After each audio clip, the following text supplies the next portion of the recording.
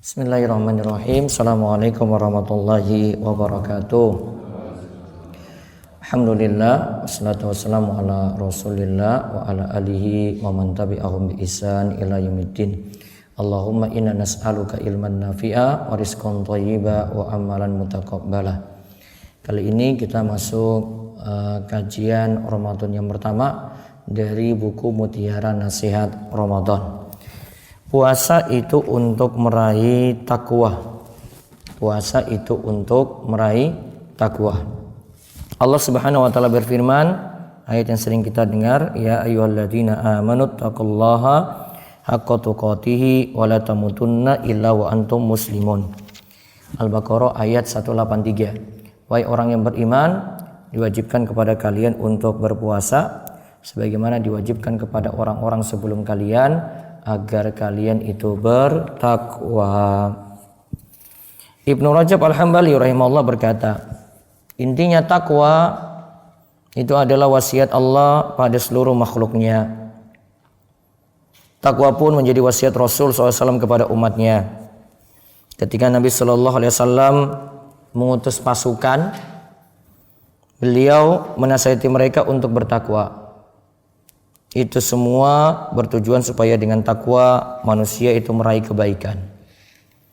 Apa yang dimaksud takwa? Kata Thalaq bin Habib, takwa itu anta amala bi taatillah ala nuri minallah tarju rahmatallah wa anta taruka maksiatallah ala nuri minallah takhafa adzaballah.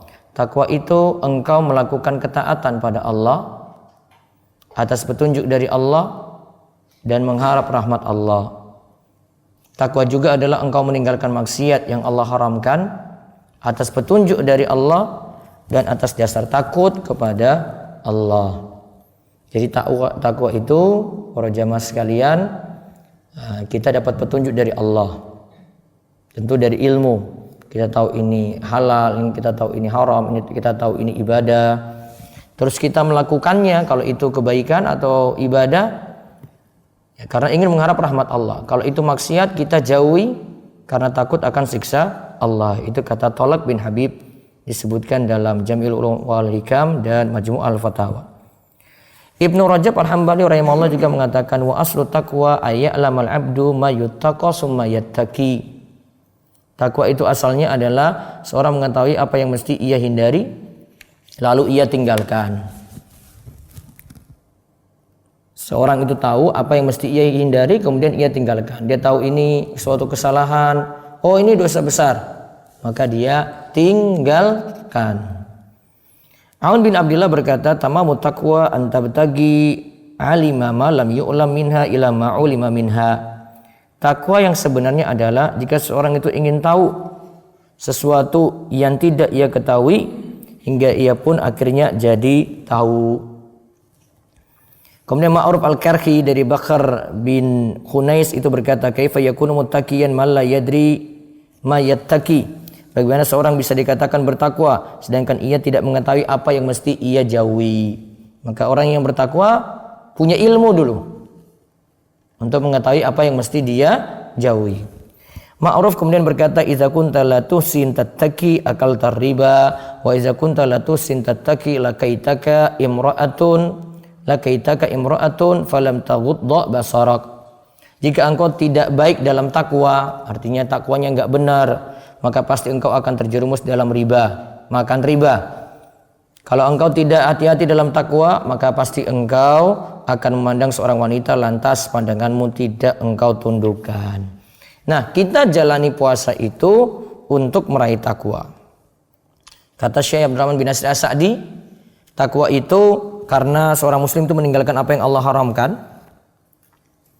Ya, dia meninggalkan sesuatu yang saat puasa itu diharamkan, yaitu makan, minum, hubungan intim sesama pasangan dan semacamnya. Nah, itu dia lakukan padahal jiwa itu sangat ingin sekali melakukannya, namun dia lakukan karena mengharap pahala dari Allah. Yang kedua, kenapa puasa untuk mencapai takwa? Karena orang yang berpuasa melatih diri untuk semakin dekat kepada Allah. Karena hawa nafsu kita itu dikekang selama kita itu berpuasa. Begitu pula puasa itu semakin mengekang jalannya setan dalam pembuluh darah, dalam saluran darah.